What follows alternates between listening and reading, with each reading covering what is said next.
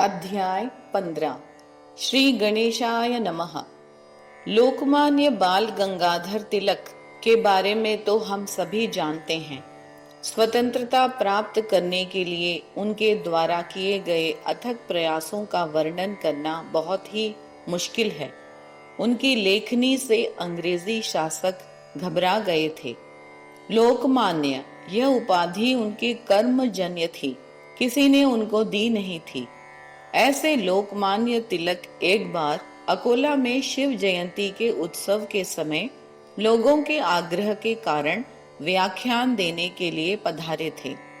उस समय अकोला में उत्सव की तैयारी बड़े जोर शोर से चल रही थी और बड़े बड़े विद्वान लोग भी वहां उपस्थित रहने वाले थे।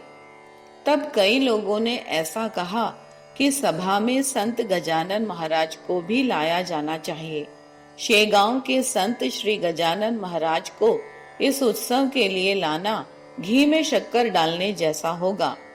कुछ लोगों को यह बात जची और कईयों को नहीं।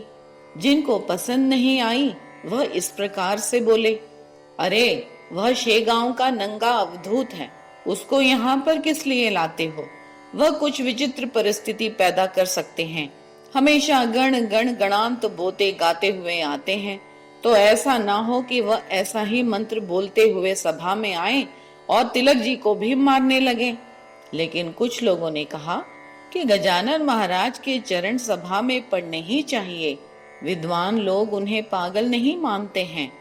तिलक यदि वास्तव में राष्ट्र उद्धारक हैं, तो महाराज अवश्य सभा में आएंगे। सत्य असत्य की परीक्षा केवल साधु ही कर सकते हैं। जब ऐसा निर्णय लिया गया तो कुछ लोग महाराज को निमंत्रण देने के लिए शेगांव आए। उनमें दादा खापरडे भी थे। उनको देखते ही महाराज बोले, उत्सव की सभा में हम कुछ नहीं बोलेंगे, क्योंकि उसमें सुधारकों का मनोभंग होगा। हम शांत चित्त से सभा में बैठेंगे। दूसरा कारण यह है कि राष्ट्र उद्धार कार्य के लिए बाल गंगाधर तिलक योग्य पुरुष हैं।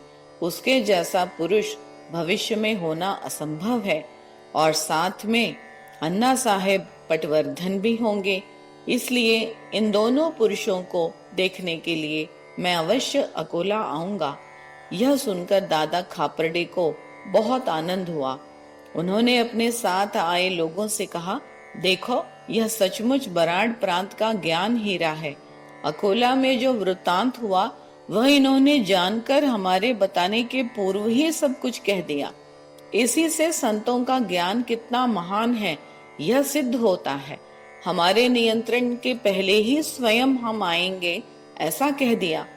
इस उत्सव के लिए यह बहुत अच्छा संकेत है। चलिए संत चरणों की वंदना करके हम लोग अकोला चलें। ऐसा कहकर महाराज की चरण वंदना करके खापरडे तथा कोल्हटकर अकोला चले गए। उत्सव 8 दिन के बाद हुआ। सब लोग तिलक के दर्शन के लिए उत्सुक थे।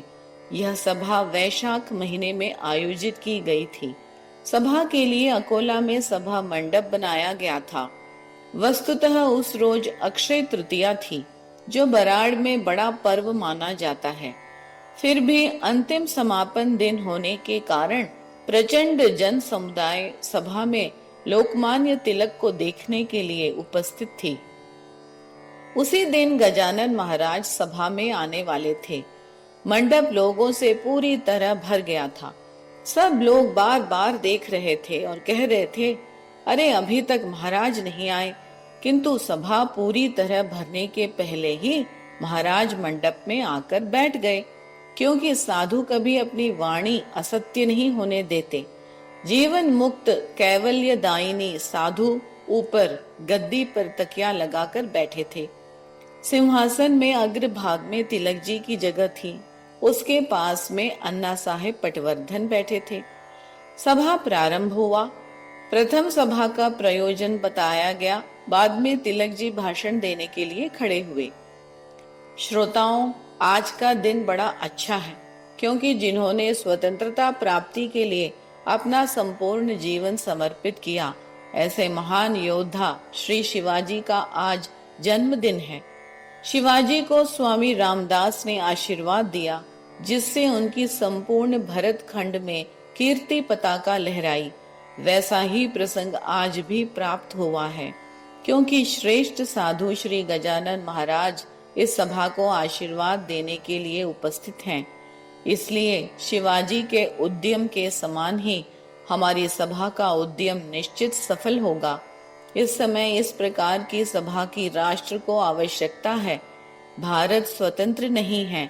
इस सभा का उद्देश्य राष्ट्र प्रेम बढ़ाने का ही है। राष्ट्र प्रेम की शिक्षा की आवश्यकता है। क्या विदेशी शासन आने वाली पीढ़ी को राष्ट्र प्रेम की शिक्षा दे सकते हैं? तिलक जी के ऐसा कहने पर महाराज आसन पर उठ बैठे और गरज कर बोले, नहीं नहीं, कदापि नहीं। अपने व्याख्यान में तिलक जी ने शासन को चुभने वाली बातें बोली। उस भाषण का संकेत महाराज समझ गए और हंसते हंसते बोले, ऐसे वक्तव्य से ही दंड दिया जाता है। ऐसा कहकर गण गण गणांत भजन करने लगे। सभा समाप्त हुई। तिलक जी की बड़ी प्रशंसा हुई और उसी वर्ष महाराज की भविष्यवाणी सत्य हुई। तिलक जी को शासन ने धारा 124 के तहत सजा सुनाई। बड़े बड़े वकील तिलक जी के लिए प्रयास करने लगे। कुछ लोग तो दैविक उपायों का भी आश्रय लेने लगे, क्योंकि तिलक जी सबके लिए परम स्नेही थे। दादा साहेब खापरडे उस समय अमरावती से मुंबई जा रहे थे तिलक जी का मुकदमा लड़ने के लिए, और उन्होंने कोल्हटकर से कहा कि आप सीधे शेगांव जाकर महाराज से तिलक जी के लिए प्रार्थना कीजिए कि उनका संकट दूर करें। मैं स्वयं महाराज के पास जाता, किंतु मेरा मुंबई जाना अनिवार्य है, अतः मेरी ओर से आप चले जाएं। यह सुनकर कोल्हटकर तुरंत गाड़ी में बैठकर महाराज के पास आए। शेगांव आने के बाद वे सीधे मठ में महाराज से मिलने के लिए गए। उस समय महाराज अपने आसन पर सोए हुए थे। वे 3 दिनों से उठे नहीं थे। चौथे दिन महाराज उठे और कहा, आप लोग चाहे जितना यत्न कीजिए उसका फल नहीं प्राप्त होगा। यह रोटी मैं दे रहा हूँ, जाकर तिलक को खिलाइए, इसमें कोई परिवर्तन ना हो।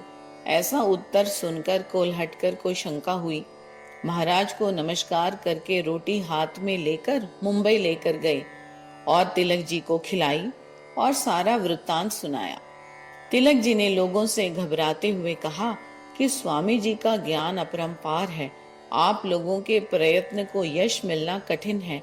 मेरे हाथ से एक महान कार्य होने वाला है, लेकिन साधु जनों को भूत भविष्य वर्तमान का ज्ञान होता है, अतः आगे क्या होगा वह देखेंगे। तो तिलक जी को जो रोटी महाराज ने दी थी, यद्यपि उनके दांत नहीं थे, फिर भी तिलक जी ने चूरा बनाकर खाई, क्योंकि वह हमारा आज का प्रसाद था। सजा के दौरान उन्होंने गीता रहस्य नामक महान ग्रंथ की रचना की, जिससे उन्हें प्रसिद्धि मिली। कोल्हापुर में श्रीधर गोविंद नाम का एक गरीब ब्राह्मण रहता था। उसने अंग्रेजी भाषा में मैट्रिक पास की। उसके बाद वह महाविद्यालय में पढ़ने के लिए गया, लेकिन परीक्षा में अनुत्तीर्ण हो गया। वह समाचार पत्र पढ़ता था। एक बार केसरी समाचार पत्र में यामा टोगो का चरित्र पढ़ा, जिससे उसके मन में विचार आया कि इंग्लैंड जाकर मैं यंत्र विद्या क्यों न सीख लूं। टोगो और यामा दोनों ने यंत्र विद्या का ज्ञान सीखकर अपनी मातृभूमि जापान का नाम रोशन किया था। उसी तरह मैं भी इस विद्या को सीखकर मातृभूमि का उद्धार कर सकता हूँ। उसके मन में यह विचार तो आया, लेकिन उसके पास धन नहीं था। उसने अपने मित्र से सहायता मांगी, लेकिन उसकी भी यही स्थिति थी। फिर दोनों गजानन महाराज से मिलने के लिए गए। दोनों मठ में पहुंचे और समर्थ को साष्टांग प्रणाम किया और स्वामी के सामने हाथ जोड़कर बैठ गए। गजानन महाराज श्रीधर का मनोभाव समझ गए और बोले, अरे पागल, परदेश यात्रा का विचार छोड़ दे। भौतिक शास्त्रों में कोई अर्थ नहीं। आध्यात्म विद्या में रस ले, जिससे तुम कृतार्थ हो जाओगे। इससे श्रीधर के मन में विचार क्रांति हुई और उस समय उसको कोल्हापुर के एक व्यक्ति का स्मरण आया। वह कुछ सोच रहा था और इतने में महाराज फिर से जोर से बोले, भारत छोड़कर कहीं मत जाओ। यह भौतिक शास्त्रों से योग शास्त्र अधिक समर्थ है। जिसका योग शास्त्र का अभ्यास है वह भी भौतिक शास्त्र को कभी नहीं मानता, और योग शास्त्र से आध्यात्मिक विचार श्रेष्ठ है। अगर यह समझ में आता है तो करके देख। समर्थ के ऐसा बोलने पर श्रीधर के मन में बड़ा आनंद हुआ। संत जी सब जानते हैं और विचार का परिवर्तन संतों के बिना दूसरा कोई नहीं कर सकता। और इस समय महाराज ने कहा, तेरा अभ्युदय हो गया, जाओ। महाराज की वाणी सत्य हुई। श्रीधर आगे बड़े संपन्न हो गए और उन्नत हो गए। उन्होंने बीए, एमए करके शिवपुरी में महाविद्यालय प्राचार्य नियुक्त किए गए। श्रीधर को महाराज के दर्शन से योग प्राप्त हुआ और वह अपने जीवन में सफल हुआ। दासगणों द्वारा रचित यह ग्रंथ श्रोताओं को सदा सन्मार्ग दिखाए, यही प्रार्थना है। शुभम भवतु। 15वां अध्याय समाप्त।